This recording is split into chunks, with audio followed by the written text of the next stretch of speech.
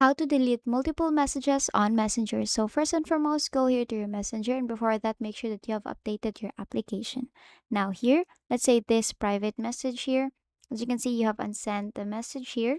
So what you're gonna do, um, if you long press that message, go to more, you will only see unsent, right? And there's no options. Even if you go here to the settings here, there is no option where you can multiple delete multiple messages.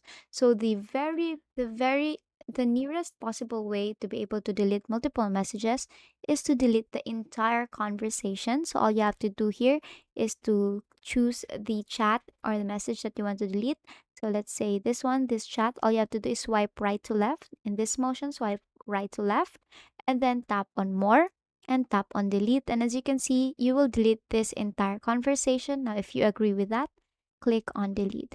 Now, if you search for that person again, now if you go here to the conversation again, as you can see, you have deleted the entire messages here, but on the recipient's point of view or the recipient's other end, that person will still see the messages. It's just you who cannot see the messages anymore. And basically, that is how you delete multiple messages on Messenger. And as you can see here, the message still does look like this on the other end.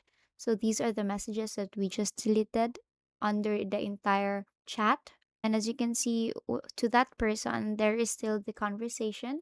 So basically, there is no specific options where you can delete multiple specific messages, but you have the alternative, but you have to delete all the conversation. But if you want to not let the other person read the messages that you have sent, then what you're gonna do is you have to you have to individually delete the message. And basically that is it.